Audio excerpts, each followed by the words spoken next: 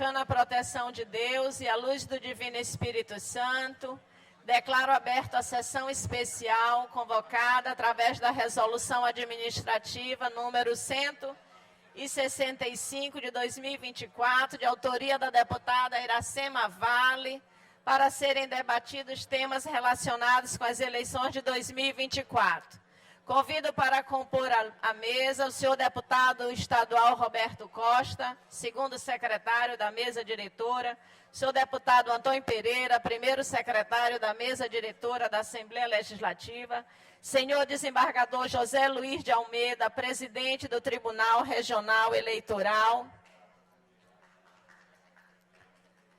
senhor desembargador José Gonçalo, vice-presidente e corregedor do TRE, neste ato representando o presidente do Tribunal de Justiça. Senhor defensor Luiz Otávio Moraes, defensor público representando a Defensoria Geral.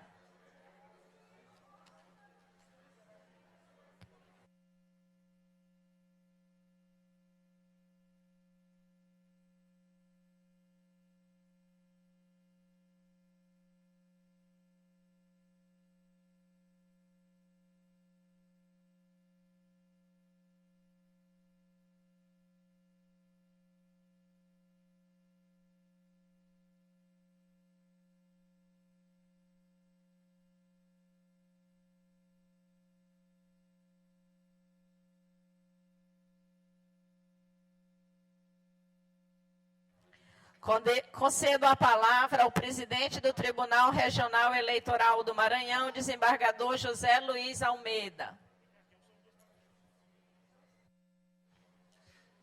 Presidente, é um prazer poder me dirigir a essa augusta casa, a casa dos representantes dos cidadãos maranhenses.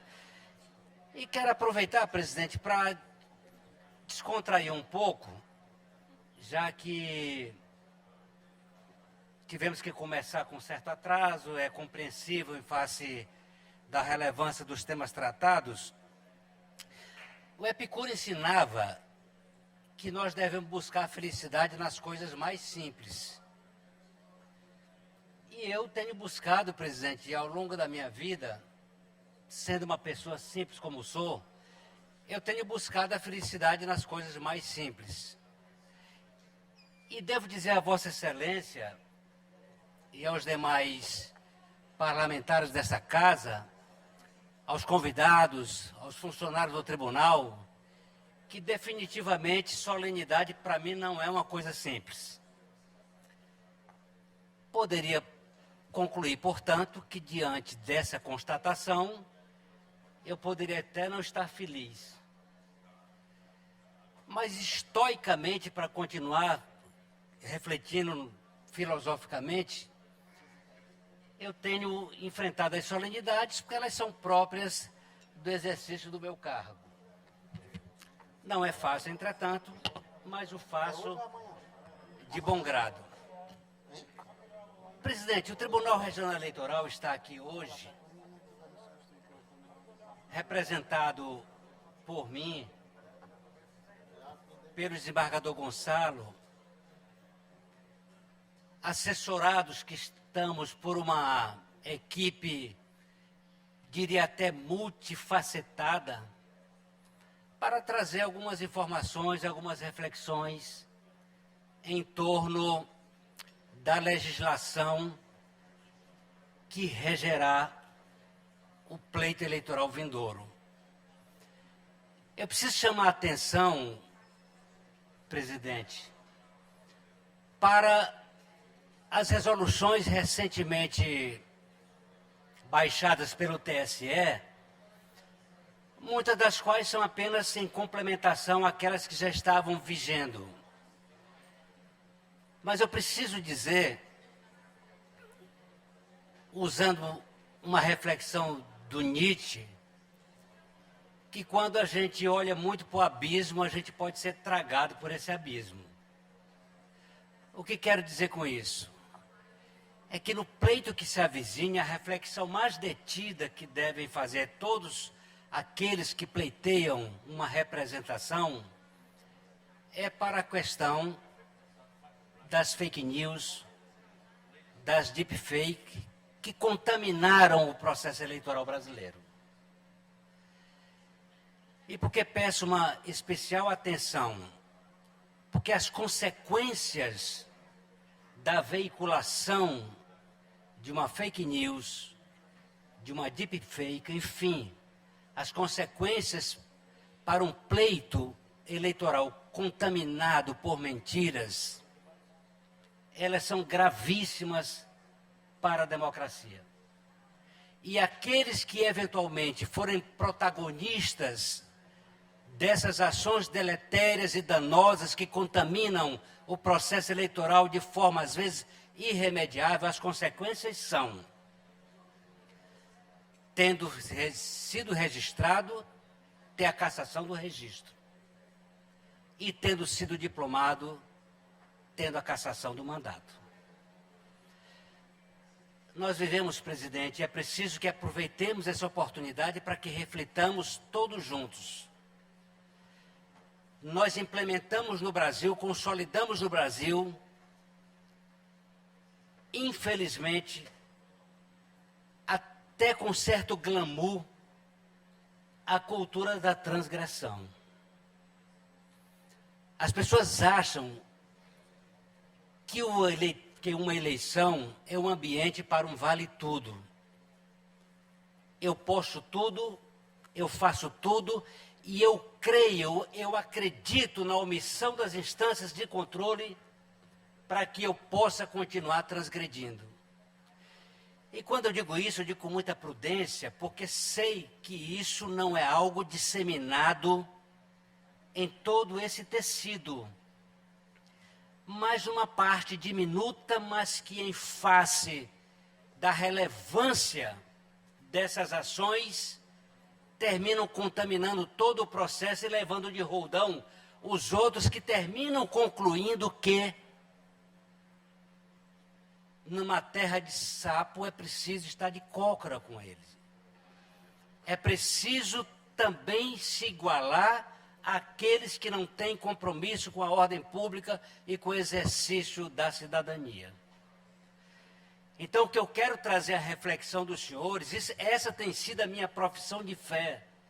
Eu tenho lutado todos os dias, todas as horas, durante toda a minha história de magistrado, para tentar disseminar o sentimento no cidadão, na sociedade e, sobretudo, naqueles que se aventuram ao exercício de um mandato legislativo. É preciso consolidar a cultura reversa, a cultura do agir corretamente, a cultura do agir segundo a lei, porque só assim nós vamos fortalecer a nossa democracia. Eu estou fazendo essa abertura, presidente, com muita honra, e devo dizer que eu não poderia deixar que essa oportunidade escapasse para que concitasse todos nós a essa reflexão, em torno da necessidade de que disseminemos junto à sociedade um sentimento forte e definitivo de que, percorrendo o caminho da legalidade, nós construímos uma sociedade melhor para os nossos filhos e para os nossos netos. Tudo que se faz hoje tem reflexo no futuro. Quando eu digo que há uma cultura disseminada, consolidada, definitiva da transgressão, é porque ao longo da minha vida eu tenho testemunhado que há muitos que apostam que é possível viver à luz da transgressão e que nada acontece. É preciso, sob essa perspectiva de análise, avaliar sempre os legisladores a possibilidade da preconização de leis referenda, de punições mais acerbas para aqueles que transgredirem a ordem, sobretudo no período eleitoral. Hoje, as penas que são preconizadas na legislação eleitoral, elas não são dissuasórias. Ninguém se estimula a cumprir a lei em face de uma reprimenda possível, porque a reprimenda, infelizmente, ela não é daquela que desestimula. Essa audiência pública é uma oportunidade que todos temos para uma intensa e profunda reflexão em torno de qual contribuição nós podemos dar para reverter esse quadro que a todos nós nos incomoda. Mas é preciso compreender que a reversão do quadro não dar-se-á apenas à luz de palavras que terminam se traduzindo apenas em um sopro. A mudança que se faz e que se fará depende fundamentalmente das nossas ações e das ações, sobretudo, do homem público, de quem a sociedade espera conduta ilibada, conduta retilínea, conduta tendente a construir para futuras gerações um caldo de cultura tendente a dissimular a prática de qualquer tipo de ilegalidade. É preciso olhar a realidade com os olhos de bem ver. É preciso saber para onde queremos ir. E eu encontro aquela fábula segundo a qual um cidadão, fábula não, uma história segundo a qual um cidadão estava num determinado caminho e de repente ele se depara com uma bifurcação, com dois caminhos diferentes. E ele indaga então a um transeunte, para onde vai dar este caminho? E ele pergunta, para onde o senhor quer ir? Ele disse, não sei. Ele disse, então siga qualquer caminho, porque para quem não sabe para onde vai, qualquer caminho vale. E nós temos que ter a convicção do que nós queremos deixar plantado, do que nós queremos deixar sedimentado. E o melhor ambiente para refletir sobre essas questões é na casa dos nossos representantes. É aqui que temos que ponderar sobre as nossas ações, para tentar disseminar, consolidar essa cultura. A cultura de que, agindo corretamente, é possível alcançar o mesmo lugar daqueles que vivem à luz das transgressões. A nossa equipe estará aqui, presidente, para falar alguma coisa sobre o processo eleitoral, para refletir junto a essa casa, para ouvir as ponderações, para ouvir os argumentos, para ouvir as reclamações. Nós temos plena convicção de que nós não nos bastamos apenas porque temos um cargo que exercemos e devemos exercer mesmo com plenitude e com determinação. Nós nos bastamos e nós podemos fazer muitos se nós unirmos as nossas ações em torno desse objetivo comum. E o objetivo comum de todos nós, dos deputados, dos senadores, dos federais, estaduais, enfim, de todos aqueles que buscam uma outorga, é fazer a melhor representação. É tudo isso que nós esperamos. Eu confesso, presidente, já vou encerrar agora, eu fico às vezes agoniado com o fato de ter que cumprir a hora. A minha equipe talvez nem compreenda porque tanto assodamento no cumprimento do horário. Presidente, eu tenho 70 anos. Eu já vivi mais do que ainda tenho para viver. O tempo urge. Eu tenho pressa. Todos temos pressa. É preciso racionalizar o uso do tempo. E nós só seremos capazes de racionalizar o uso do tempo se nós formos capazes de cumprir os nossos horários. Eu disse, o desembargador Gonçalo até me apoiou. Aqui um momento de leveza da minha fala. Eu disse ao desembargador Gonçalo que eu gostaria de ter colocado em todos os convites do TRE uma frase lapidar bem no rodapé. Cumprimento, pontualidade é uma virtude. Os meus assessores não permitiram. O desembargador Gonçalo me disse que até me apoiava, mas eu desisti da ideia. Mas eu sei que muitas vezes não é possível cumprir o horário. Mas sendo possível, é sempre bom que a gente o faça. Porque nós vivemos todos, sobretudo quem tem a minha idade, aquilo que chamo, que nomino, e fiz isso com 3 artigos que escrevi recentemente, uma trilogia, nós vivemos a angústia da aceleração da vida. E quem chega aos 70 anos, vendo tanta coisa para construir, e vendo o tempo se afunilando, as perspectivas de futuro diminuindo, é natural que a gente tenha pressa. E a pressa que eu tenho, presidente, também é, além de tudo que tenho construído na minha vida, sobretudo no seio da minha família, é poder ter a oportunidade de vender as minhas mensagens, aquilo que penso, aquilo que é o norte, o rumo, o prumo, a determinação da minha vida inteira, que é tentar fazer o melhor, fazendo com dignidade, com altivez e respeitando, sobretudo, o cidadão que deposita em nós, homens públicos, a sua confiança. É isso, eu declaro abertos os trabalhos e vou pedir permissão à senhora para me retirar em face de compromisso. Ainda há pouco já mandaram várias mensagens que estão me aguardando. Eu tinha marcado compromisso às 11 horas. Eu preciso ir ao tribunal, mas quero dizer à senhora, mais uma vez, que estamos felizes com a nossa equipe. Agradeço a fidalguia com que fomos recebidos nesta casa, por todos os deputados que nos cumprimentaram. Agradeço a fidalguia de Vossa Excelência, a simpatia de Vossa Excelência, essa capacidade que tem de aglutinar e de chamar para si essas ações que são voltadas ao interesse público. Eu deixo um forte abraço a todos, esperando não, com a convicção de que a minha equipe, a equipe do desembargador Gonçalo, estará aqui para ouvir as reclamações, ouvir as ponderações e, quem sabe, presidente, até, e a minha expectativa não morre nunca, até, quem sabe, receber elogios em face da nossa atuação. Se os elogios vierem, eles serão bem-vindos, mas confesso que a nossa preocupação maior é receber as reclamações para tentar melhorar o curso, tentar melhorar a nossa trajetória. É isso, um grande abraço a todos e peço perdão por ter que me ausentar. Grande abraço, bom dia.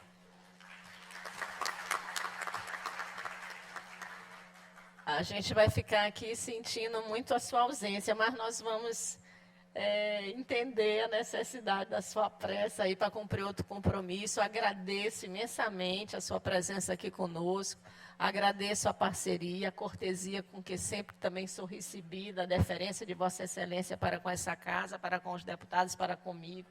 Muito obrigada.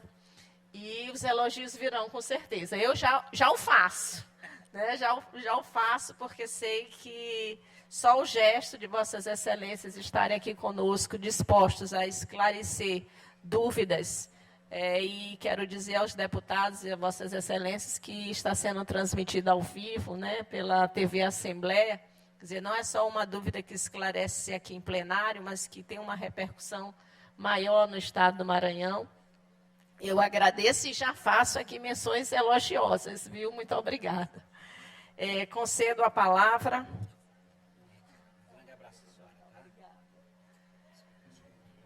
Concedo a palavra ao senhor, ao vice-presidente e corregedor do Tribunal Regional Eleitoral, desembargador José Gonçalo de Souza Filho.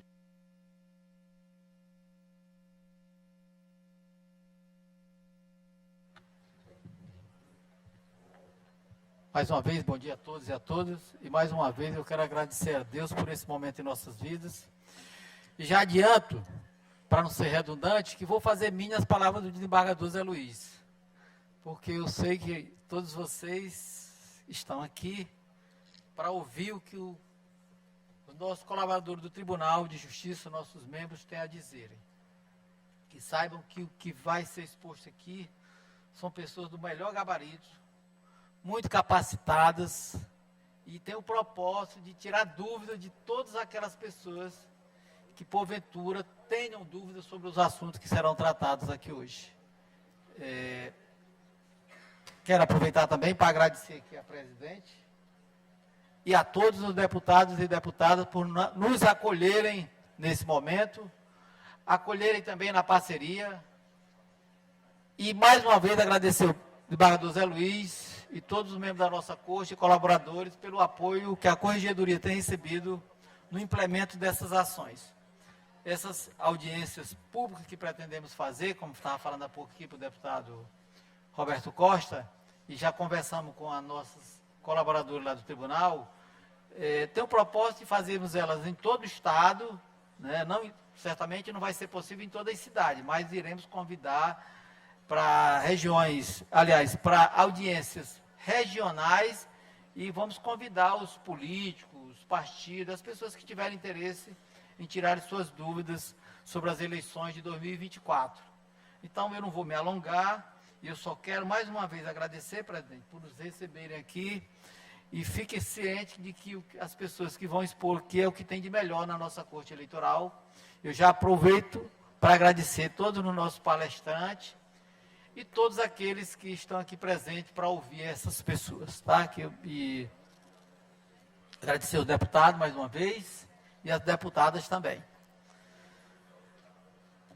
Então, muito obrigado e vamos ao que interessa.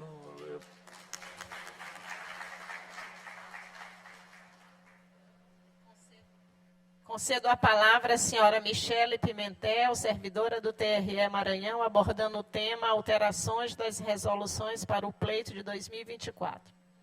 Presidente, só um detalhe, que tem o doutor Marcelo Oca, não sei se ele está aqui, que ele é o mediador. Não veio? Ah, tá. Tranquilo. Pode usar da tribuna, pode falar da tribuna.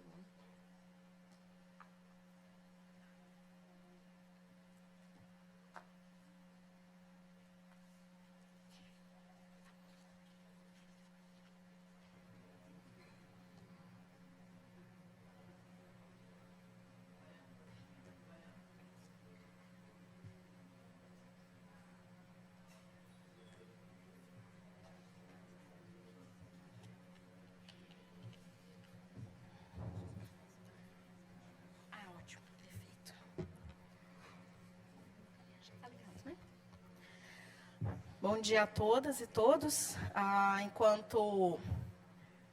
Já está disponível a palestra.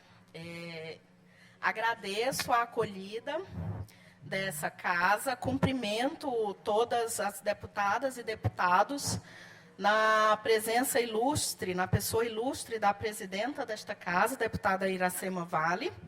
E cumprimento todos e todos, autoridades, servidores, interessados, na pessoa do nosso corregedor, desembargador Gonçalo. E agradeço ainda mais o convite para me fazer presente nessa tribuna. Eu que sou uma servidora, sou uma professora, uma pesquisadora de direito eleitoral e sou uma orgulhosa neta de um vaqueiro analfabeto do interior do Ceará e eu tenho certeza que ele jamais imaginou que uma descendente dele pudesse estar aqui ocupando um lugar de fala em uma das casas da democracia. Passando então ao tema que me foi designado, são as novidades das resoluções do TSE para esse ano de 2024. Deixa eu ligar aqui o cronômetro, porque eu sou uma servidora obediente e atenta à exortação do presidente José Luiz. Bom, não sei como que vamos passando. Antes da gente falar, eu não sei se está visível para todos, antes da gente falar sobre as novidades, é preciso que a gente se situe sobre como que a gente chega às resoluções do Tribunal Superior Eleitoral. Não é algo que a Justiça Eleitoral faça porque é melhor que um poder. É algo que a Justiça Eleitoral faz porque há dispositivos no Código Eleitoral e na Lei 9.504, que é a Lei das Eleições, que ordena que o Tribunal Superior Eleitoral expedirá resoluções para o fiel cumprimento dessa norma. Então, é muito comum que, quando a gente for ler as resoluções, a gente vai ter repetição de dispositivos de lei, de dispositivos de Constituição. Então, o firme propósito do Tribunal Superior Eleitoral nas resoluções é esse: dar fiel cumprimento à norma. E que bom que nós temos esse espaço para as resoluções, porque a vida, a realidade, ela nos impõe mudanças em uma velocidade que, às vezes, o processo legislativo não é capaz de dar conta. E eu dou exemplo para os senhores. É o próprio processo eletrônico de votação, a atualização tecnológica das urnas, das auditorias, dos procedimentos de segurança. Tudo isso vem por meio de resolução e não suportaria um processo legislativo que tem uma natural e legítima discussão, né, de detalhes. E também temos a atenção, a resposta a demandas sociais, como foi o caso de financiamento de campanhas de grupos minoritários, e isso veio primeiro por resolução do TSE. Acho que a gente pode passar para o próximo. Estão passando. Então, passando às resoluções propriamente ditas, o que a gente tem atualmente? Eu vejo advogados na plateia, vejo demais interessados que têm um contato muito cotidiano com as resoluções. Não estranhem que temos algumas resoluções que são do ano de 2019. Desde 2019, nós temos resoluções que têm um objetivo de, entre aspas, permanência. A cada 2 anos, o TSE edita resoluções que atualizam esse conteúdo. E isso dá uma estabilidade, isso melhora as petições e amadurece mais a aplicação das normas. Então, a gente tem resoluções de 2019 que já foram atualizadas para a eleição 2024, tá certo? Então, assim, essa é a primeira nota introdutória para entender as resoluções. Tem uma resolução que é sempre nova, que é a de atos gerais, que é aquela que diz como que eu vou organizar a sessão, convocar mesário, como que ocorre o dia da apuração, como que ocorre a carga de urnas eletrônicas. Então, esses detalhes, né, a gestão do pleito propriamente dita, ela está nessa resolução de atos gerais. Ela é sempre nova e já tem a de 2024. E, eventualmente, algumas resoluções ganham autonomia, elas viram filhotes, como eu já falei lá na audiência da Câmara. Nós tivemos, em 2021, a resolução para a eleição geral de 2022, que tratou apenas da auditoria e fiscalização do sistema de votação. Ela saiu dos atos gerais e foi para o sistema, virou uma resolução autônoma. Nós tivemos também, como resolução autônoma, essa de 2021, que trata apenas do sistema eleitoral. E por sistema eleitoral, eu não falo dos sistemas eleitorais que a gente usa, apuração, urna, não. É o sistema majoritário e proporcional. Se eu tiver perguntas, quem vai ser eleito, como vai ser eleito, como eu calculo quem vai ser eleito, como eu calculo as sobras famosas, né, é resolvido aqui no sistema eleitoral. Se eu precisar responder como eu anulo o voto, por que os votos são anulados, em que situação, é nessa resolução de sistema eleitoral. E, por fim, a grande novidade, ela está em negrito, sublinhada, é que é o primeiro destaque. Se eu pudesse eleger destaques para essa apresentação, essa resolução seria um deles. Desculpem. Essa resolução de 2024, ela trata apenas dos ilícitos eleitorais. Quando é compra de votos, o que é abuso de poder, condutas vedadas, que estavam espalhados em várias resoluções, ao invés de você ter que buscar em várias, você vai buscar em apenas uma. E essa resolução, ela traz aprendizados jurisprudenciais decorrentes do julgamento das ações de investigação judicial eleitoral do pleito presidencial de 2022. Então, se você quiser saber por que tem uma regra, de onde ela veio, nessa resolução, muito provavelmente ela também decorre de aprendizado jurisprudencial, o que facilita a vida de você não precisar ficar buscando julgados para justificar um posicionamento. Pode passar a próxima. A gente, além das resoluções, nós temos novidades que vão valer a primeira vez em eleição municipal, mas que os senhores integrantes dessa casa, deputados estaduais, já experimentaram estas novidades por ocasião de suas eleições, do pleito passado. Mas são novidades que vão valer a primeira vez em eleição municipal. Então, quais seriam essas? E o aprendizado da eleição geral, ele vale para a eleição municipal. Não tem razão para pensarmos diferente. Federação partidária e os impactos no registro de candidatura. A emenda, as regras da emenda sobre distribuição dos fundos eleitoral, partidário, tempo de rádio e televisão, isso também vale. Regras sobre participação e debate.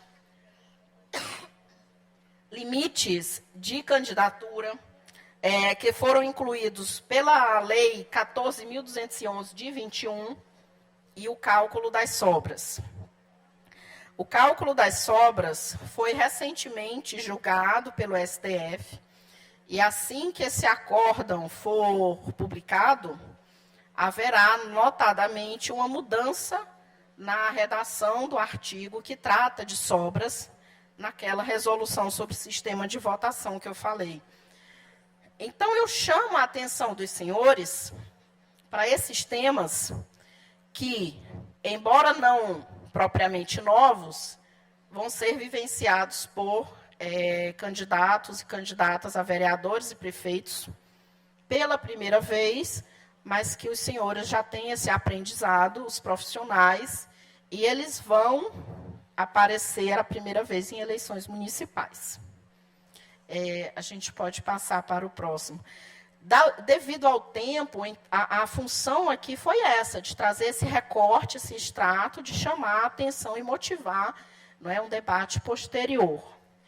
Pois bem, como eu falei, a resolução ela traz também esse aprendizado jurisprudencial. Então, vamos agora para as novidades propriamente ditas.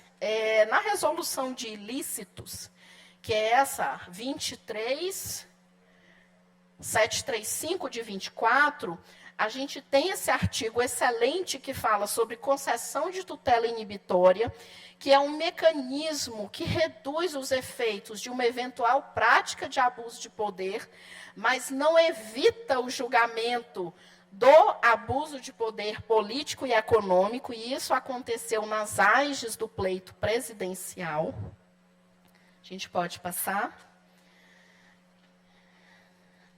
Ainda na resolução de ilícitos, nós temos o artigo 6º, parágrafo 4º, que, atendendo até a fala do presidente José Luiz, a gente já tem dispositivos para tratar da utilização de internet para difundir informações falsas, e é muito claro quando diz isso é abuso dos meios de comunicação.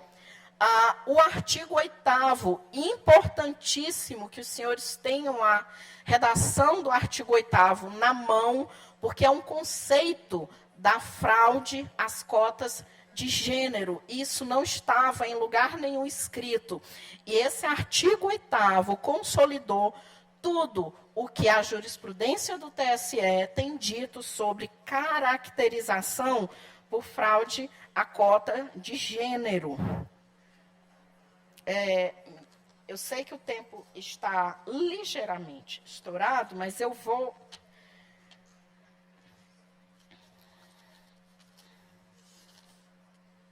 Só vou ler o caput do artigo, porque ele é realmente importante. A fraude, a obtenção, o parágrafo 2º, a obtenção de votação zerada ou irrisória de candidatas, prestação de contas com idêntica movimentação financeira ou ausência de atos efetivos de campanha, são suficientes para evidenciar o propósito de burlar o cumprimento da norma que estabelece a cota de gênero. Conclusão que não se afasta pela afirmação não comprovada de desistência tácita da competição. Então, esse é um dispositivo que certamente chama a atenção dos senhores. Na resolução sobre procedimento de representação, nós tivemos dispositivos para deixar mais clara a aplicação do Código de Processo Civil, chamando a atenção para a audiência saneadora, para a prova pericial. Não é? Quem requer a prova pericial tem que arcar os custos de sua produção. Próximo.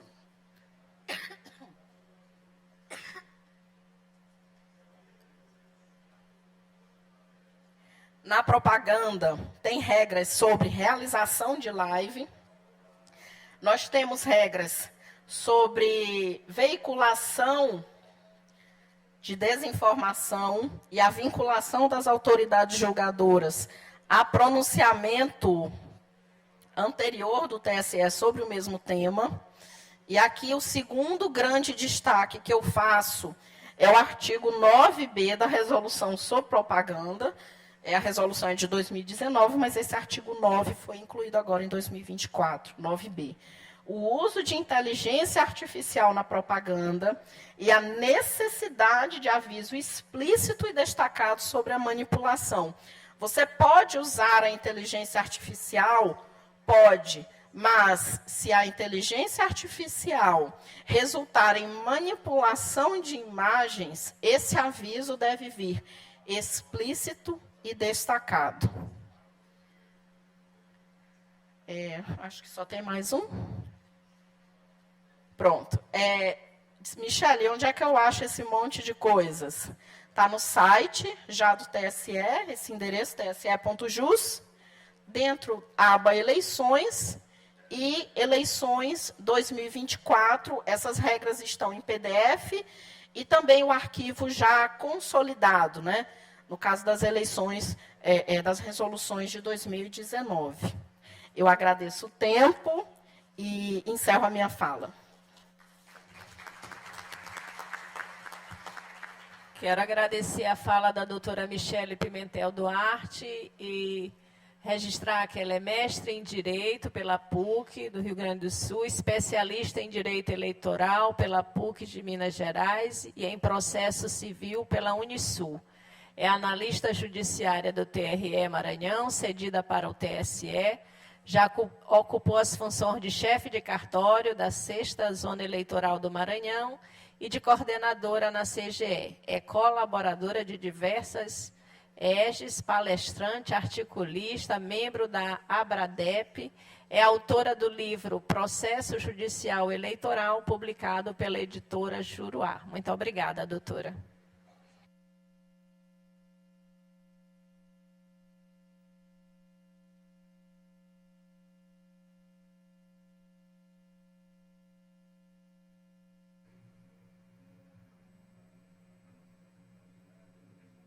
Concedo a palavra ao senhor Roberto Magno Frazão, servidor do TRE, abordando o tema propaganda eleitoral.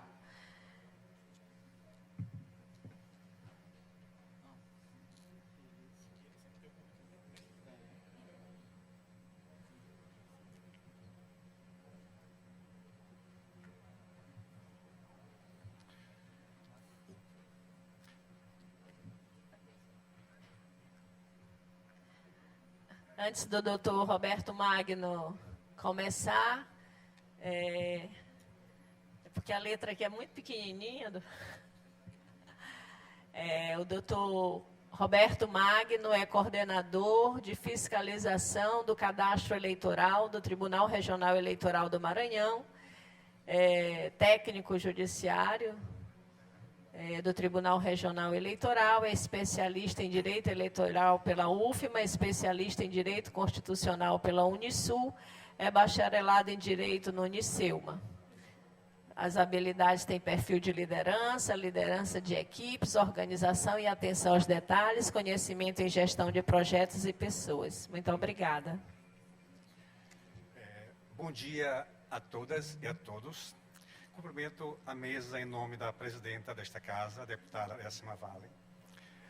É um grande prazer estar aqui nesta sessão especial. E em atenção à acessibilidade, vou fazer a minha autodescrição. Me chamo. Me identifico como um homem X, de 1,79 m, cor branca, olhos verdes, cabelos ruivo. Hoje estou vestindo um terno azul escuro, uma camisa branca, uma gravata azul escuro. Com relação ao tema propaganda eleitoral, ela está disciplinada na Resolução TSE 23.610, inclusive com todas as atualizações para 2024. Pode passar? Tá.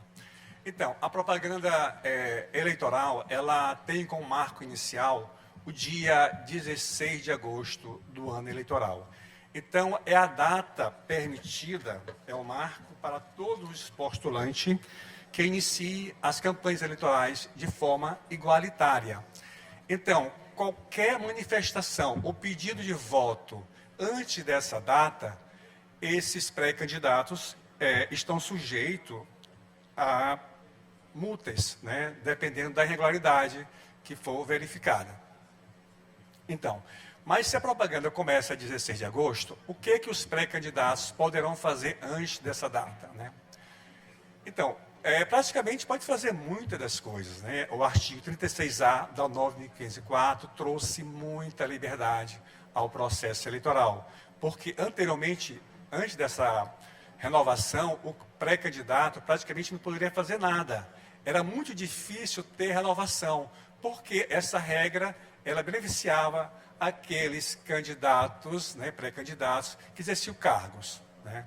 Então, como era a data inicial, então a data antes, os pré-candidatos podem participar de debates, entrevistas, em rádio, televisão, as emissoras de rádio e televisão podem convidar os pré-candidatos para participar desses atos, né, que não vai ser considerada propaganda antecipada. Inclusive, os pré-candidatos podem participar de seminários, né, e esses atos poderão ser custeados pelos partidos políticos, que deve ser registrado nas prestações de contas.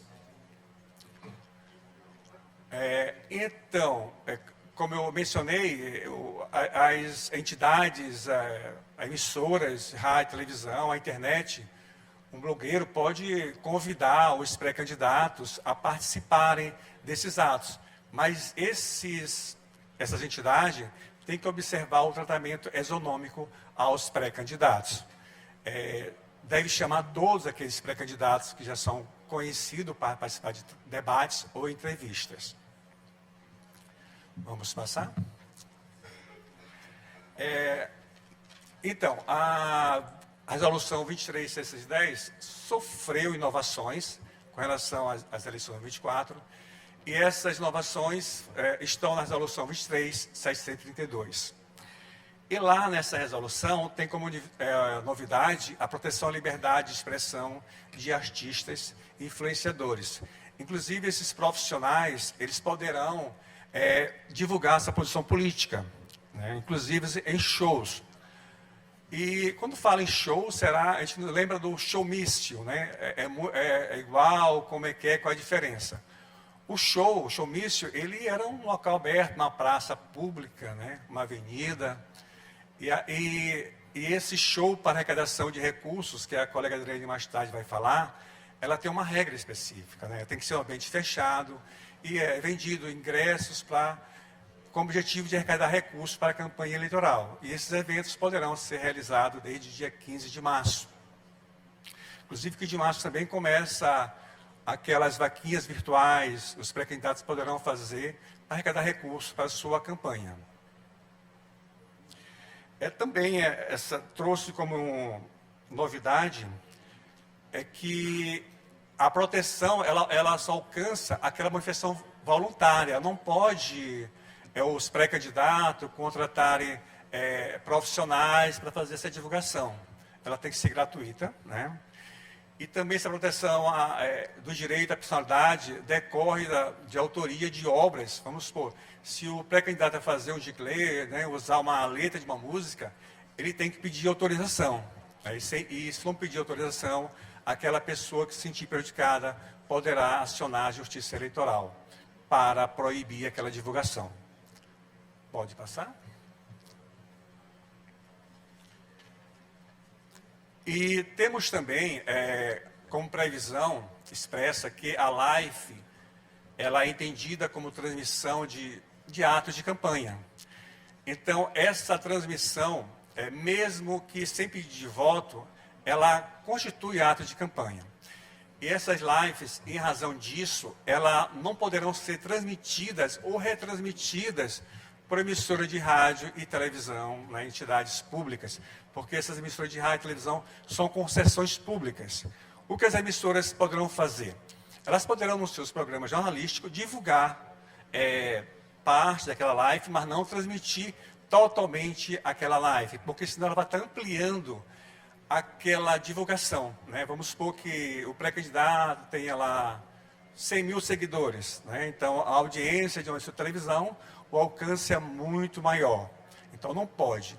Só pode, de fato, que essa live, trecho dela, seja divulgado nos programas jornalísticos das emissoras. Pode passar? Também temos como novidade a efetividade do controle da desinformação contra a integridade do processo eleitoral. Além disso, o TSE, qualquer decisão sobre o assunto, os juízes e as juízes eleitorais devem acompanhar, devem decidir da forma que o TSE decidiu. Mesmo porque muitas vezes a propaganda ela é vinculada em um meio de comunicação, mas ela pode ser divulgada nas redes sociais locais do município, né? Então, o juiz que for usar o poder de polícia tem que decidir da forma que o TSE já decidiu. E também os provedores de internet, quando for notificado para derrubar aquela divulgação, ela vai ter que juntar prova que de fato já inibiu aquela divulgação. E, aliás, vai ter que juntar no repositório que o TSE vai criar a prova que, de fato, aquela circulação já foi inibida. Podemos passar?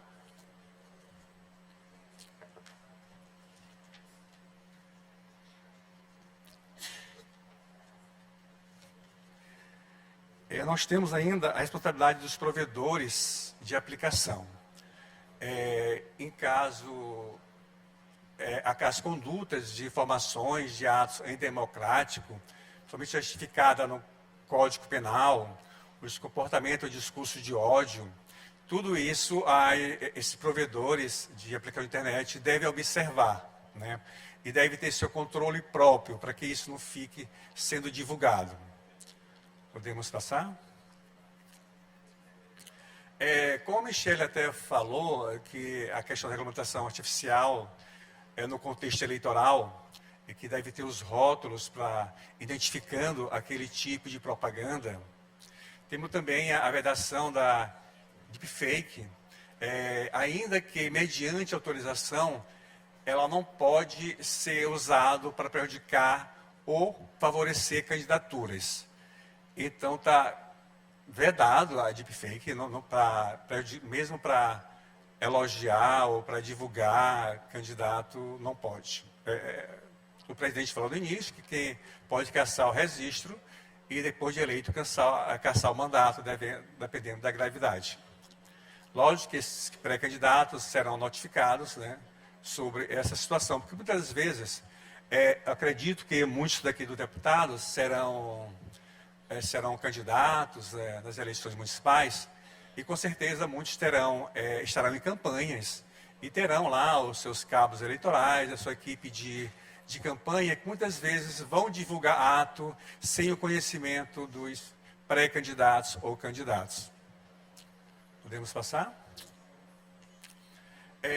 Então, eu trago também aqui um assunto, né? Ele está na Lei 9.504, que é no artigo 77, que é proibido qualquer candidata ou candidato comparecer nos 3 meses que antecedem as eleições à inauguração de obras públicas.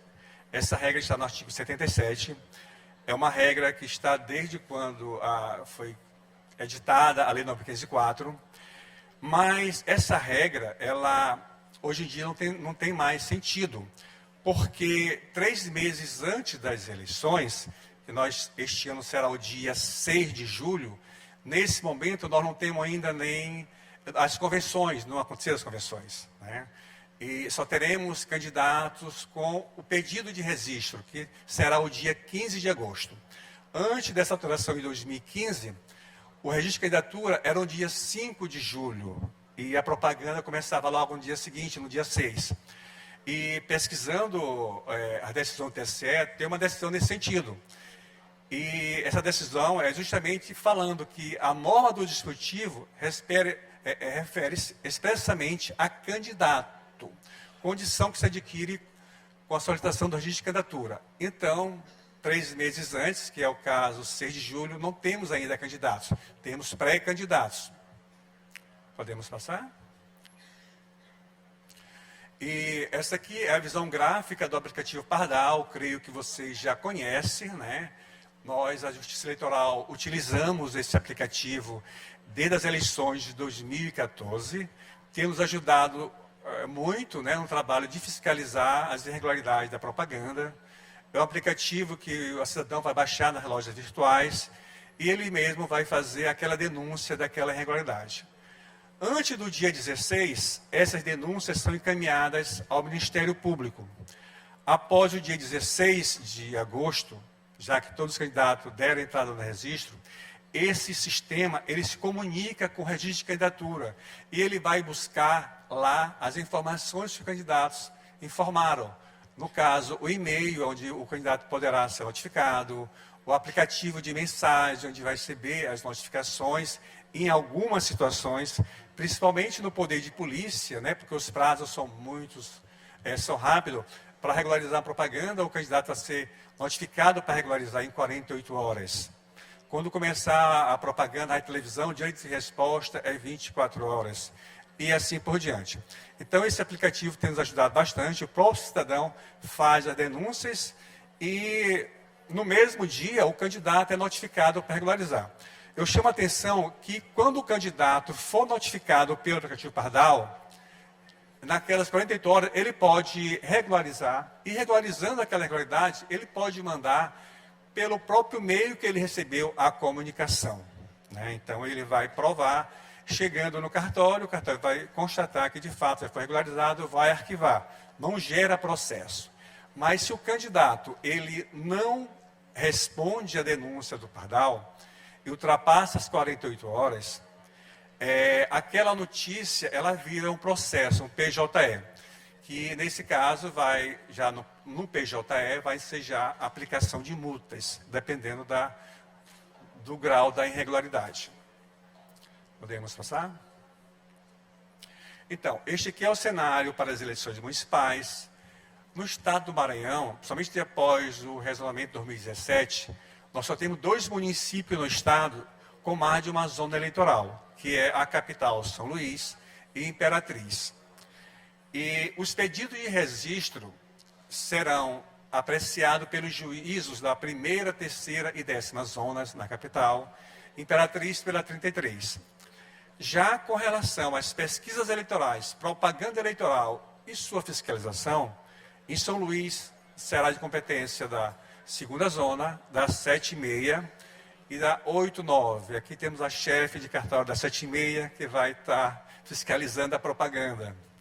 E em Imperatriz teremos a zona 65 para cuidar desse assunto.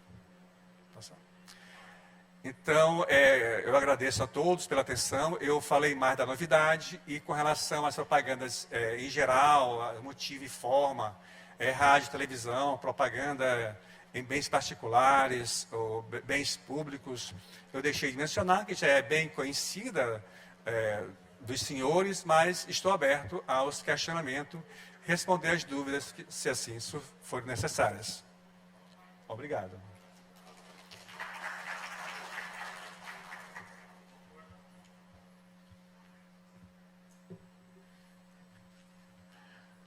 Obrigado, doutor Roberto Magno. Concedo a palavra ao doutor Ferdinando Sérgio Souza, juiz e membro da Corte Eleitoral, que falará sobre fake news e inteligência artificial. O doutor Ferdinando é juiz de direito auxiliar da comarca da Ilha de São Luís, membro do Comitê Gestor do PJE do TJ Maranhão, membro do Comitê Gestor da Inovação do TJ, coordenador do Laboratório de Inovação, coordenador da Secretaria Única Digital da Fazenda Pública da Comarca da Ilha de São Luís, coordenador da Central de Conciliação por videoconferência, professor da Escola Superior da Magistratura do Maranhão, diretor de Informática da Associação dos Magistrados do Maranhão, ex-membro do Comitê Nacional de Tecnologia da Informação e da Comunicação do CNJ, entre 2012 e 2014. Formado em Direito pela Universidade Federal do Maranhão, especialista em Constitucional, especialista em Ciências Criminais, MBA em Gestão de Projetos e Softwares, mestrado em Direito pela Escola Nacional de Formação e Aperfeiçoamento de Magistrados, ENFAM. Obrigado. Pois não. Agradeço imensamente o convite. Bom dia a todos. É uma honra estar aqui.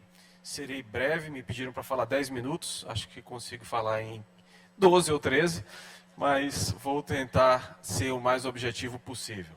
O assunto é um assunto inteligência artificial. Então, é uma novidade e não é ao mesmo tempo, mas na eleição nós temos as resoluções que foram publicadas agora na semana passada, que vão trazer um colorido diferente na campanha eleitoral. Então, peço para ir passando, por favor. Então, inteligência artificial, o que ela não é? Ela não é pensamento e ela não é uma simples automação. Você não diz para o computador o que ele vai fazer, ele meio que deduz isso. Próximo, por favor. Aí tem uma definição do CNJ do que é inteligência artificial, vou poupá-los, mas só para dizer que existe essa definição. Próximo. Por favor, vá passando. Então, o IA a gente usa em chatbots, reconhecimento facial, retoque de fotos e vídeos. Teve uma época que estava uma moda botar a foto para envelhecer, como é que ia ficar velho, como é que ia ficar mais novo, tudo. Então, IA serve muito para isso, para jogos eletrônicos, diagnósticos médicos, assistentes virtuais como a Siri e a Alexa, drones, recomendação do Netflix, aquela recomendaçãozinha daquele filme que vai para o próximo, é uma IA. Aliás, é uma IA curiosíssima, tá? Porque aquilo foi um concurso feito pelo Netflix e quem ganhou foi um casal que era um matemático e uma psicóloga. Eles que ganharam isso daí, para você ter uma ideia como foi isso. Algoritmos de recomendação e carros autônomos. Pode passar, por favor. Então, a desinformação segundo essa resolução, que é a novidade que nós temos. Primeiro, lá em cima, ó, fatos notoriamente inverídicos ou descontextualizados. Então, vamos trabalhar com isso. Então, a definição de fake news agora, para essa resolução, está baseado nisso. Então, você sabe que é falso e divulga mesmo assim, ou você descontextualiza. Por exemplo, o tribunal bem ali, ele estava enumerando uma situação em que as coisas eram ruins, e ele falou uma frase. Se pegar aquela frase que ele falou descontextualizada e colocar, dá a entender que ele estava estimulando um comportamento que, na verdade, ele estava no contexto, desestimulando. Tá? Então, essa que é a definição. Por favor. E a novidade é que é responsável todo mundo. Todo mundo. O partido é responsável, o candidato, a federação, todo mundo é responsável. E as punições são muito severas. Então, pode ser perda de mandado, cassação de registro e tudo mais. Então, muito cuidado com isso. Como é que eu vou saber se é fake news ou não? Na dúvida, o artigo fala que você tem que ter uma diligência razoável. Olha, se estão me mandando uma coisa que é absurda, não passe para frente. Se está na dúvida, vá para os sites de checagem. O TSE tem um site de checagem, tem vários por aí que vão dizer para você se aquilo que você recebeu é verdadeiro ou é falso. E o uso de IA tem que ser informado. Você tem que dizer para as pessoas que está usando a inteligência artificial. Não dá para fazer um chatbot dizendo assim, converse comigo, e criar um chatbot que simula o candidato para a pessoa ficar conversando. Isso é proibido pela legislação. E é proibido o uso de qualquer deepfake. Aqui é muito importante frisar. Por exemplo, você pode pegar o seu rosto, colocar no corpo de uma outra pessoa e fazer uma manipulação para fazer uma coisa cômica, uma coisa engraçada. Mas isso está proibido. Então, não, mesmo com autorização, mesmo usando o seu próprio rosto, é proibido. Próximo. Então, possíveis casos legítimos. Como é que eu posso usar? Criação, revisão de discurso. A IA é muito boa para isso. Postagem em rede social, você quer otimizar um post que você faz no seu Instagram, na sua rede social, aí é boa para isso. Criação de músicas e jingles. Não é tão bom quanto um bom profissional, mas já faz alguma coisa. E auxílio na comunicação visual, mesma observação. Não é tão bom quanto um bom profissional, mas ele consegue criar alguma arte para você. E análise de dados é uma novidade. Você consegue pegar uns dados e consegue perguntar para umas IAs sobre tendências de eleitorado e tudo mais. Então, esses aqui são usos que podem ser feitos sem problemas. Próximo. Fake news, eu chamo a atenção para os dois últimos pontos, que são os termos usados pelo TSE. Fatos notoriamente inverídicos e fatos gravemente descontextualizados. Eu botei entre parênteses, porque a resolução, em alguns momentos, fala gravemente, em outros momentos não fala. E aí tem um exemplo do caso do QR Code. Por favor. Pode passar. O caso do QR Code foi recente. Uma deputada federal recebeu uma multa de R$30 mil. E eu vou citar, porque tem que ser dito, o que a ministra Carmen Lúcia falou. Eu me preocupo de uma forma muito especial com o dolo eleitoral, que se configura em casos como este, nos quais a pessoa sabe que não pode adotar o comportamento, sabe que é falso, e ainda assim propaga com um dolo muito específico. Caso concreto, a deputada inventou que o QR Code que vinha no novo título, se você escaneasse, automaticamente dava um voto para o Lula. E ela foi punida por isso, e ela continuou fazendo isso. Então, isso aqui é uma reiteração de uma conduta sobre uma matéria absolutamente estapafúrdia, mas que está divulgada com toda a convicção pela deputada. Escaneou o QR Code, vai para o Lula. Tá? Então, multa de R$30 mil. Hoje em dia, isso causa perda de mandado. Tá? Perda de mandado. E aí, fake news. Então, hoje é muito fácil criar notícia falsa. Temos um caso agora, por favor, passe.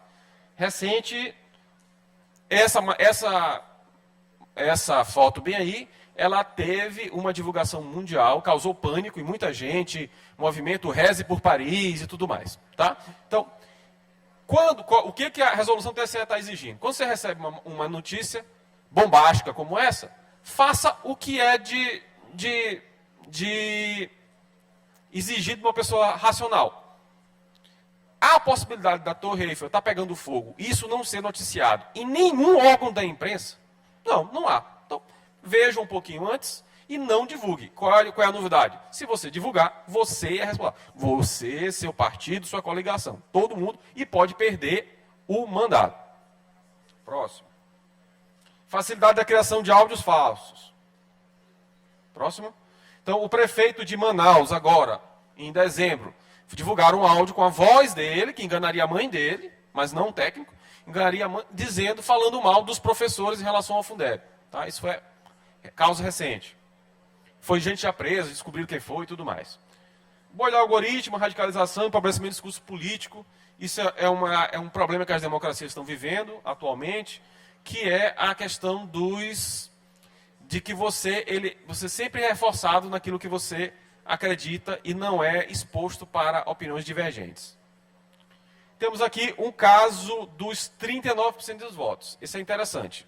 Um ministro do governo Lula falou em alguma entrevista que o presidente Lula teria sido eleito com 39% dos votos. Isso foi tirado do contexto, e aí veja só, lá na resolução fala fatos descontextualizados. Foi tirado do contexto e colocado uma manchete sensacionalista de que ministro do governo Lula assume que houve fraude nas eleições porque ele só teria tido 39% dos votos.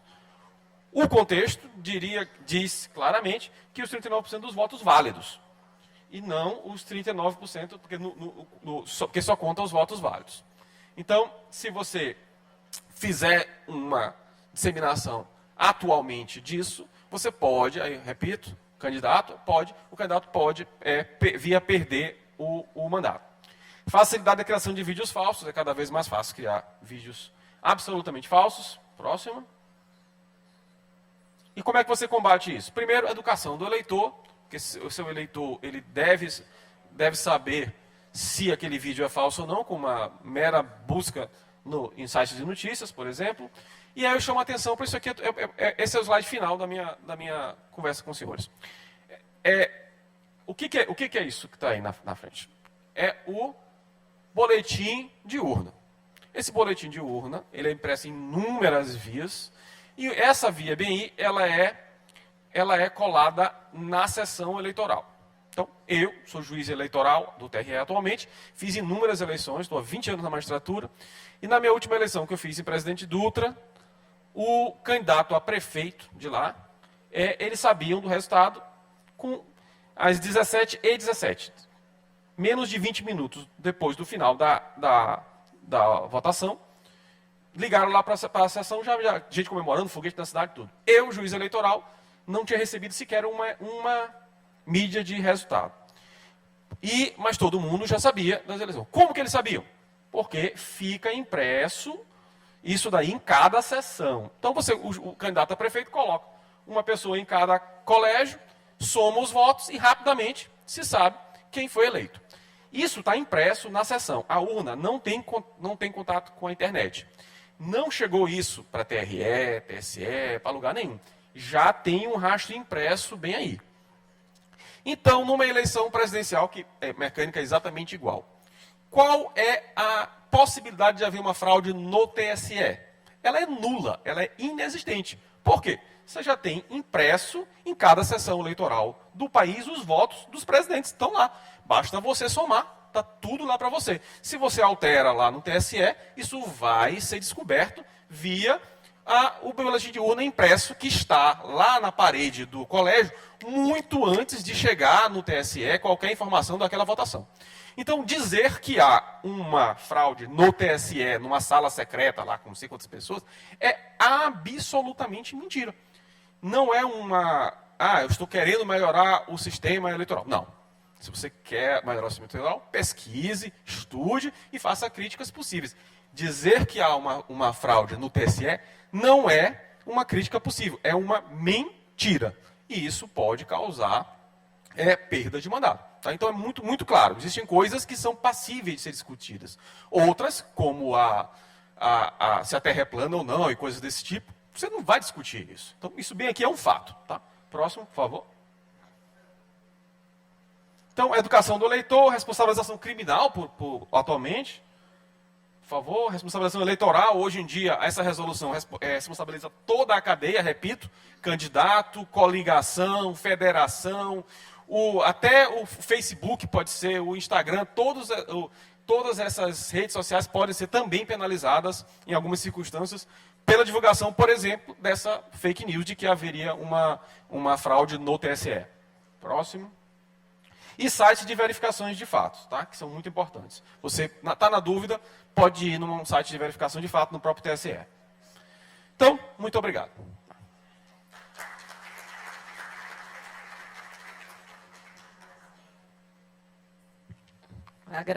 Nós aqui agradecemos. Concedo a palavra à senhora Lucélia Rocha, técnica do TRE, que falará sobre registro de candidatura. A doutora Lucélia é chefe da seção de dados partidários, gerencia o registro de candidaturas desde 2008, é pós-graduada em Direito Público e integrante do grupo de trabalho de registro de candidaturas no âmbito do TSE.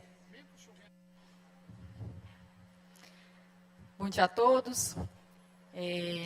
Me coube aqui a difícil missão de falar depois do doutor Ferdinando e um tema um pouco menos palpitante, né, registro de candidaturas, e também em razão do horário, serei bem breve. O tema registro de candidaturas, ele é a porta de entrada da eleição, né? O calendário eleitoral, ele segue o calendário do registro de candidaturas. E, como ato inaugural, nós temos as convenções partidárias, que elas ocorrem no mês de julho, até o dia 5 de agosto. Então, nesse período, os partidos políticos que pretendem participar das eleições devem realizar suas convenções. E como se preparar para esse ato da convenção partidária, né? Os partidos, pode passar, por favor? Os partidos, para que participem da eleição deste ano, é necessário que eles tenham o seu estatuto registrado no TSE 6 meses antes do pleito, o que dará dia 6 de abril. Em uma pesquisa realizada hoje, nós temos no Brasil 29 partidos registrados no âmbito do TSE. Eu digo hoje porque há uma grande modificação do nosso quadro partidário, com diversas fusões e incorporações. Então, realmente, esse número de partidos políticos no Brasil ele tem sido bem volátil. E hoje nós temos 29 partidos e temos 3 federações registradas até a presente data. Os órgãos partidários, eles precisam, além de existir, o seu estatuto está registrado no TSE em âmbito nacional, ele também precisa existir no município, ou seja, o órgão de direção deve ser constituído no município e aí sim até a data da convenção, ou seja, naquele período de 20 de julho a 5 de agosto, o órgão partidário tem que tem que ser constituído no município e tem que estar anotado no TRE. Essa anotação ela é feita mediante um sistema que é de conhecimento dos partidos, não é novidade, um sistema chamado Sistema de Gerenciamento de Informações Partidárias. É o chamado SGIP. Esse sistema, então, ele possibilita que os partidos realizem as convenções no município e façam o registro da anotação no âmbito dos TREs. Pode passar, por gentileza? Em relação às federações, que é uma novidade para as eleições municipais, não é uma novidade no âmbito das eleições, porque nós já tivemos esse instituto na eleição passada, na eleição geral. Mas no âmbito municipal é a primeira vez que teremos a realidade das federações. E aqui nós temos observações importantes em relação à federação, porque ela tem uma atuação nacional, a federação ela é constituída nacionalmente, como os partidos políticos também o são, e ainda há um detalhe. A federação, se composta, por exemplo, por 3 partidos, A, B e C, no âmbito municipal não é obrigatório que esses 3 partidos estejam constituídos. Porém, caso eles existam no âmbito municipal, os órgãos municipais eles estejam constituídos no município, a federação ela deve atuar na eleição como uma instituição única, ou seja, é proibido aos partidos federados que ingressem na eleição isoladamente. Inclusive, a resolução 23.609, ela é expressa no sentido de que não será admitido pedido de registro de partido isolado caso ele integre uma federação. Então, se A, B e C estão federados, a federação, não haverá pedido de registro do partido A, né? Haverá o pedido de registro da federação como um todo. E, no próximo slide, eu trago um artigo, eu não vou cansá-los com artigos da resolução, a resolução de registro de candidaturas tem 85 artigos, então, assim, eu trouxe apenas 2, que eu reputo serem importantes no âmbito municipal, porque também não são novidades para essa eleição, mas que no âmbito municipal nós podemos ter consequências um pouco mais severas, porque pelo número de partidos e o número de realidades partidárias, de ausência de prestação de contas, nós podemos ter essa consequência do artigo 2º. Eu peço licença para ler para os senhores. O artigo 2º, ele diz que, transitada em julgado uma decisão que, em processo regular, no qual seja assegurada ampla defesa, suspender a anotação do órgão partidário em decorrência do julgamento de contas anuais como não prestadas, o partido político ficará impedido de participar das eleições na circunscrição, salvo se regularizada a situação até a data da convenção. Ou seja, aquela obrigação de prestar contas anualmente do partido político, e isso no âmbito municipal, estadual e nacional, ela tem uma consequência. Caso não sejam prestadas essas contas, tanto as anuais quanto as contas de campanha, pode causar uma suspensão da anotação do órgão naquele município. E o parágrafo ainda é mais grave no sentido de que, se na federação existe um partido com a anotação suspensa, a federação fica impedida de participar da eleição naquele município. Ou seja, durante, inclusive, as audiências públicas no TSE, no mês de janeiro, que nós acompanhamos, vários partidos levaram essa questão com a preocupação de que eles não estavam conseguindo fazer esse controle dos municípios, porque as federações elas são criadas em âmbito nacional. Então, aí, os senhores imaginem, em âmbito nacional, cria-se uma federação com 3 partidos, e eles precisam ter o controle no âmbito estadual e no âmbito municipal dessas anotações. Caso algum juiz suspenda a anotação, aquela federação não pode atuar naquele município. Então, nós trouxemos esse artigo em específico, porque é um artigo que nós entendemos que pode gerar complicadores nos municípios. Nós temos 217 no estado do Maranhão, imagine isso no âmbito nacional, mais de 5 municípios para controlar essas anotações de partidos políticos. Tá? Pode passar, por gentileza? E aqui eu trouxe rapidamente, senhores, alguns sistemas que envolvem o registro de candidaturas como um todo e a eleição. É só para nós termos uma ideia de que, com o amadurecimento do pleito e dos sistemas eleitorais, a maioria dos sistemas, hoje em dia, eles são integrados. Então, aquele sistema SGIP, que é de gerenciamento de informações partidárias, que faz a anotação do partido político, ele também gera a chave de acesso para o sistema candidaturas Candex externo. O Candex, ele não é uma novidade, ele já existe há muitos anos e ele é obrigatório. Então, quem, porventura, for participar do pleito, precisará fazer o pedido de registro pelo sistema Candex, módulo externo. Realizará a anotação de todos os dados da eleição, inclusive da ata. A ata, hoje, é obrigatoriamente digitada no Candex e ela é transmitida no dia seguinte. Então, aquele período que nós temos de 20 de julho a 5 de agosto, até o dia seguinte, todos os partidos devem encaminhar a ata que foi digitada no Candex eletronicamente. Ou seja, no Brasil, em tese, no dia 6 de agosto, nós já teremos as atas de todas as convenções que foram realizadas no Brasil. Então, assim, existe essa obrigatoriedade de encaminhamento da ata muito antes do prazo final do registro, que nós veremos que o prazo final do registro é no dia 15 de agosto. Então, nós temos aí o final do prazo das convenções dia 5 e o final do prazo dia 15 de agosto. Os partidos têm esse tempo do dia 5 até o dia 15 para efetuar todo o registro dos candidatos, digitar no Candex todas as informações. O outro sistema que eu trouxe rapidamente para falar sobre esse, que também é integrado com os demais sistemas, é o sistema Filia, que ele está até com uma versão nova, é o sistema de filiação. Tá? As filiações agora, elas não são mais por lotes, encaminhados 2 vezes por ano, agora elas são instantâneas. Então, filiado está, no dia seguinte a pessoa já aparece como filiado. Então, embora a filiação ela possa ser provada por demais meios de prova nos processos, mas, em regra, o filiado ele tem que estar cadastrado no sistema Filia. Tá? O sistema maior da Justiça Eleitoral, que é o cadastro eleitoral, e do cadastro eleitoral, nós pretendemos fazer uma grande divulgação da necessidade de atualização, principalmente dos candidatos que pretendem ingressar no pleito. Por quê? Às vezes, o candidato tem uma pequena multa de ausência às urnas e ele não sabe, não tem conhecimento. Porque o âmbito de atuação do cadastro eleitoral ele é muito amplo. E a quitação eleitoral ela é um conceito muito amplo. Então, que os candidatos todos que tendem a participar dessas eleições realizem realmente uma consulta dos seus dados, né, que consta do cadastro eleitoral, através do e-título, né, baixando o aplicativo, fazendo o cadastramento e consultando quitação eleitoral e problemas de filiação e outras questões. Os outros 2 sistemas é no âmbito de processos, porque o PJE ele é o processo em que todos os candidatos terão seus processos criados, um número de processamento, e eles serão tramitados no processo judicial eletrônico. Não existe mais processos físicos nos cartórios eleitorais. Né? Então, todos os processos agora são em âmbito eletrônico e devem tramitar no PJE.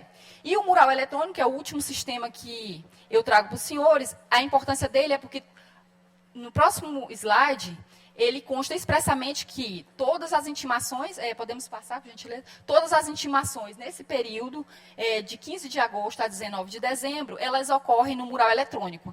Então, é um sistema específico para a eleição e todas as intimações, notificações e comunicados da Justiça Eleitoral serão em âmbito do mural eletrônico, salvo se houver um problema técnico que, porventura, ocorra, o candidato também poderá receber mensagem instantânea, que irá fazer o cadastramento dessas mensagens, ou e-mail, também é possível fazer intimações por meio eletrônico sempre, por conta da celeridade do ato. No próximo slide, rapidamente aqui, só são as condições de elegibilidade. Em relação ao horário, eu não vou falar pormenor de cada item desse, porque, na verdade, não é novidade. Né? Essas são as condições de elegibilidade que todos os candidatos devem buscar para participar do pleito. Então, nós podemos passar. E aqui é o nosso site, e também no site do TSE, o candidato deve buscar previamente todos os seus itens das condições de elegibilidade para verificar se realmente ele está filiado, se a quitação eleitoral está ok, se não existe nenhum crime eleitoral, se não tem quitação eleitoral ou pagamento de alguma multa. Né? Então, nós temos que fazer essa pesquisa previamente. E no último slide, no penúltimo slide, inclusive, alguma relação de documentação. Esses documentos todos, lembrando, não são entregues fisicamente em cartório eleitoral, todos eles são anexados no sistema Candex, né, a relação atual de bens, a fotografia, as certidões que os candidatos também devem buscar previamente, a certidão de primeiro e segundo grau da Justiça Federal e da Justiça Estadual. Também esses documentos não são novidade, prova de alfabetização, prova de desincompatibilização, cópia do documento de identidade. Então, isso é um checklist básico que os partidos vão passar para os candidatos para que realmente o pedido de registro seja deferido. É necessário que tenha todos esses itens efetuados, ajuntados no processo judicial eletrônico. E, para finalizar, aqui o prazo, o último prazo para o pedido de registro, que é o dia 15 de agosto, e com uma observação importante.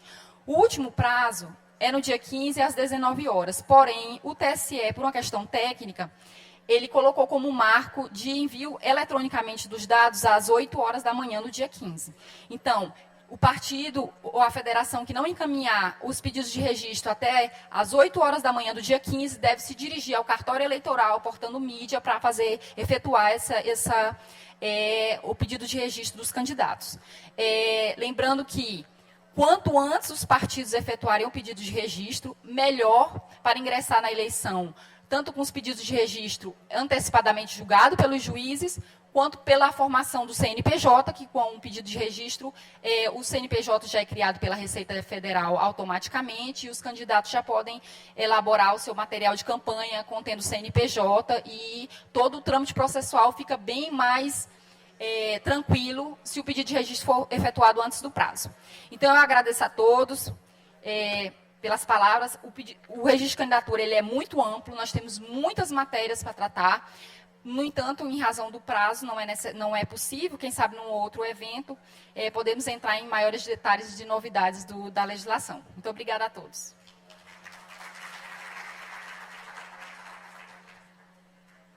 Agradecemos à senhora Lucélia e concedo a palavra à senhora Adriane, analista judiciária do TRE, que falará sobre prestação de contas. Doutora Adriane Rocha é bacharel em contabilidade pela Universidade Federal no Rio de Janeiro, pós-graduada em MBA Executivo em Auditoria Fiscal e Tributária, especialista em Direito Eleitoral, especialista em Gestão Financeira de Campanhas Eleitorais e servidora do Tribunal Regional Eleitoral do Maranhão há 18 anos, onde atua como assessora-chefe de exame de contas eleitorais e partidárias. Boa tarde a todas e todos. É um prazer estar nessa casa, viu? Falando de prestação de conta. Obrigada pelo convite desde já. Eu sou uma mulher de pele branca, cabelos cacheados, castanho claro, e tenho olhos azuis, estou vestindo uma blusa branca. Estou de óculos com armação de alumínio.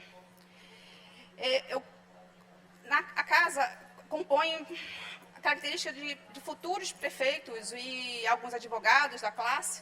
Então, eu resolvi falar rapidamente sobre uns pontos mais críticos nesse momento, para a gente ter uns cuidados que devem ser observados nesse início de pré-campanha. Tá? Eu chamo a atenção para a regularização dos partidos. Os partidos diretórios municipais, eles estão com as contas julgadas não prestadas, eles precisam ser regularizados para fins de receber recurso público. Sabemos que tem quase 5 bilhões em fundo especial de financiamento de campanha, fora o fundo partidário. Então, a possibilidade dos candidatos desse recurso chegar nos municípios é bem grande, porque o limite de gasto é pequeno, então o dinheiro vai ser distribuído para ser mais pulverizado, né?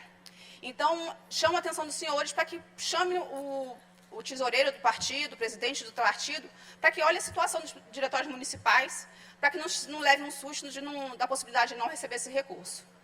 O segundo ponto é a questão da suspensão de anotação, que a Lucélia falou muito bem, e é um sistema de tramitação própria, é um processo, né, mas suspende a anotação.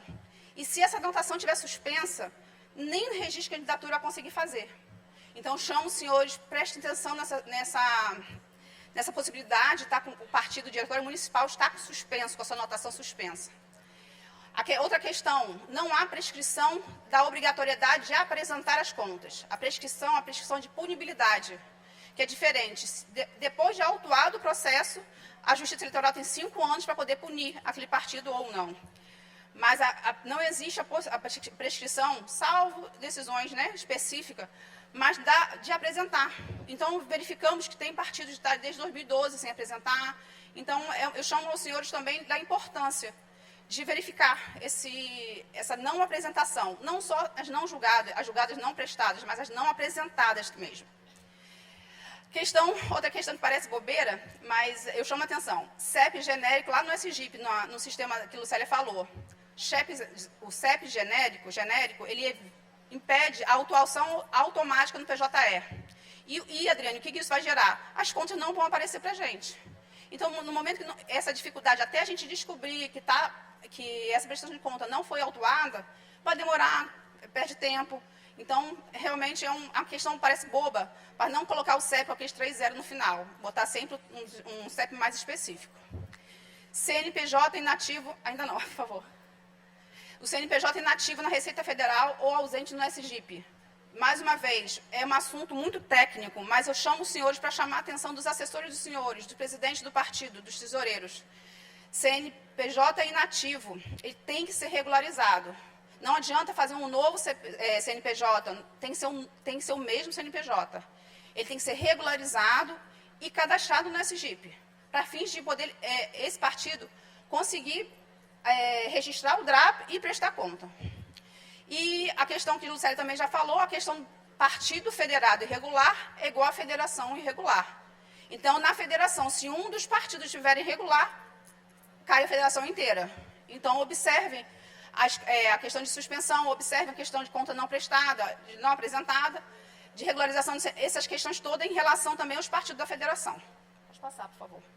A consulta ela pode ser feita através do sistema SICO, Sistema de Informação de Contas, e no nosso site, o TRE Maranhão, tem disponível até como consultar, quais são os parâmetros para consulta. Então, vocês podem consultar para saber a situação dos diretórios municipais, para que possam regularizar o quanto antes. Pode passar. Adriane, você está falando de prestação de conta, fala de pré-candidato? Sim. A gente chama a atenção que as contas não apresentadas ou julgadas não prestadas de candidatos impede a quitação eleitoral. Então, atualmente ainda tem candidato prestando conta 2008, 2012. A gente é procurado por contadores para apresentarem as contas, para saber o sistema que usa e tudo. Então, aproveitem um posto que tem aqui embaixo, que foi hoje inaugurado, tirem a certidão de quitação, vê se tem alguma pendência e se tiver prestação de conta antiga, para que regularize antes do registro de candidatura. A regularidade do CPF junto à Receita Federal. Isso é importante para gerar, porque o candidato tem um CNPJ para a campanha. E essa regularidade do CPF junto à Receita Federal também é importante. Início da arrecadação e gastos. A regra para arrecadar e gastar é que cumpra os 4 requisitos juntos, não é um ou outro, é juntos. Registro de candidatura, o CNPJ, a conta aberta e o recibo eleitoral emitido, então um sistema baixado. Esses 4 requisitos são pré-requisitos, com exceção do financiamento coletivo, que, como falou o colega Magno, a partir de 15 de maio, pode haver a captação de recursos através do financiamento coletivo, da vaquinha eletrônica, sem pedido de voto, mas que pode ser feito. Mas escolham, tem que ter cuidado até na escolha dessa empresa. Escolham empresas, tem que ser escolhido empresas cadastradas no TSE e que o senhor conheça a idoneidade delas. Por quê? Porque caso a pessoa não se efetive como candidato, porque ainda é pré-candidato, esse recurso arrecadado tem que ser devolvido para as pessoas que doaram. Então, para não ter transtorno, não ter confusão, e a maneira de enviar esses dados para a Justiça Eleitoral é tudo tabulado, é muito específico. Então, escolham bem essa empresa também para financiamento coletivo. Pode passar. Sobre o registro de candidatura, cuidado, é um alerta. Todos os gastos, como o Célio falou, os sistemas são todos interligados. A prestação de conta tem uma inteligência muito interessante. A gente tem batimento de vários órgãos. A gente pede informações do Estado, do município. Então, são as informações todas interligadas. Então, assim, comitê de campanha que for informar, bote, se não, só vai ser na minha casa só para receber, então, doação estimável. Coloque na prestação de conta, coloque os gastos, a gente muitas vezes acha assim, não é um gasto, é uma doação, mas é uma doação estimável. Então, é bom sempre ter cuidado com essas informações. O endereço do comitê de campanha, eventualmente, caso dê algum problema ou não apresentação de conta, vai ser usado para uma intimação eventual. Então, cuidado com essas informações. O telefone de contato, o CEP, de novo eu batendo no CEP. O CEP sim, porque o CEP dá problema na geração do CNPJ e dá problema na autuação do processo. Então, cuidado com o CEP genérico. CEP 650000. Cuidado com o CEP genérico. Pode passar. Por favor. Agora, para finalizar, porque eu fui realmente para dar hora, né? Os preparativos iniciais, o que eu vou chamar a atenção? Despesa com convenção partidária. Despesa com convenção partidária é uma despesa ordinária do partido político, não é despesa eleitoral. Então, ela pode ser feita, a despesa, o partido pode ter a despesa normal, ordinária, e essas despesas devem estar na prestação de conta anual. Contratação de advogado e contador. Tenham cuidado com achar que é uma mão de obra barata ou fazer... Tenham cuidado, dedicação. São dois profissionais essenciais para a prestação de conta. Questão de prazo, questão de argumento, questão de documentação. Vocês precisam ter bons profissionais para auxiliar os senhores. Abertura de conta bancária. Só existe uma conta bancária obrigatória, que é de doações para a campanha. As outras contas é só se receber recurso daquela espécie. Então, abertura de conta bancária, dentro do prazo. Então, já vejam documentação, já vejam um banco que os senhores têm acesso. Isso também é essencial e é necessário para começar a arrecadar. Vou falar rapidamente de tipo de arrecadação, que é a arrecadação de pessoa física, de doação estimável ou financeiro, autofinanciamento, a vaquinha, né? A vaquinha, e tem o evento de arrecadação. A gente quase nunca fala de evento de arrecadação, já é antigo na resolução, mas como veio agora, falando de showmício, aí eu resolvi, o evento de arrecadação é o evento, tipo uma feijoada, para arrecadar gastos. Você tem que comunicar à Justiça Eleitoral 5 dias antes, e a Justiça Eleitoral pode fiscalizar esse evento. Então, é um evento normal. Nesse evento pode ter o show, e o candidato vai poder subir no palanque. Mas desde que não seja nada dado, tudo tem que ser pago. Então, tem que ser pagar para entrar, pagar para comer, nada pode ser doado. Tem que ser pago. E tudo vai ter que ser contabilizado. Lembrando que esse pagamento, vou fazer um show grande, ok. Mas lembrando que esse pagamento da pessoa conta o limite de gasto dela, de pessoa física, que é 10% do declarado no imposto de renda do último ano. Então, tem que ter esse cuidado, que mesmo doações estimáveis, conta para o limite. Então, a gente tem que ter sempre esse cuidado. E os gastos em gerais, aquela observação, não vou entrar em detalhes, que é mais um detalhe muito técnico, mas chama atenção para as notas fiscais robustas, que comprovam a efetivação daquele gasto, com que está sendo aquele gasto. Porque tem alguns gastos específicos que necessitam, na própria resolução tem definido como deve ser prestado, despesa com pessoal. Para ter esse cuidado, a gente está falando de recurso público. O recurso público, o TRE, sofre fiscalização do TCU. Então, a gente tem que também cobrar do jeito que o TCU pode cobrar para a gente, do jeito que a resolução está falando. Então, chama a atenção dos senhores para fazer esses gastos que sejam com a documentação robusta, né? Que tenha essa documentação robusta. E só para terminar minha fala, eu vou ressaltar uma alteração da resolução. Carreata com despesa com combustível tem que ser comunicado 24 horas para a Justiça Eleitoral. Adriane, qual vai ser o meio de comunicação? Não tem uma forma definida, provavelmente a gente vai fazer um formulário nas zonas eleitorais que comunique. A resolução está expresso. Se não comunicar, o gasto é irregular. E se o gasto é irregular, com o fundo público, ele vai ter que ser recolhido ao Tesouro Nacional. Tá? Vou terminar por aqui, todos já estão com fome. Foi um prazer falar com os senhores. Estou à disposição.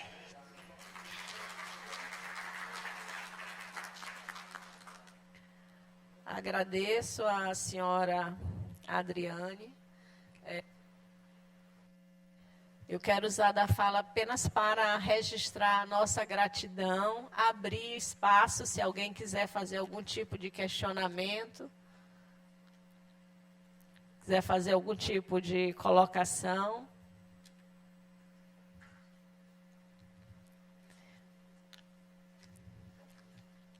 Bom, eu acho que é o horário do almoço, né? Bom, mas de fato eu gostaria de registrar a nossa gratidão pelo compartilhamento dos conhecimentos, da experiência de vocês aqui conosco. Registrar que não foi apenas uma transferência um compartilhamento de informações com a plateia, mas com a TV Assembleia, que nós vamos divulgar amplamente os conhecimentos de Vossa Excelência que nos passaram hoje. Dizer que nós também vamos explorá-los bastante, porque eu estive aqui do lado do nosso corregedor e ele nos dizendo que vai colocar à disposição a equipe para rodar o Maranhão. Então, já estou avisando aos senhores deputados que poderemos ter a disponibilização de palestras em outros cantos do Estado, né? Principalmente em municípios grandes, como Imperatriz, e eu já faço essa fala nesse sentido, como sugestão. E nós estamos à disposição para ser parceiro, viu, desembargador, nesse projeto. Você conte com a Assembleia Legislativa. Mais uma vez a gente agradece aqui todos os deputados, em nome do nosso deputado Ariston, que foi quem trouxe para nós esse pleito e que nós abraçamos e ficamos muito felizes, viu, Ariston, com a contribuição que hoje nos é dada pelo TRE, pelo Tribunal de Justiça, lá pela Sala de Conciliação, mas principalmente pela contribuição que esses técnicos valorosos deixam aqui com a gente hoje. Muito obrigada. Nada mais havendo a tratar, declaro encerrada a presente sessão.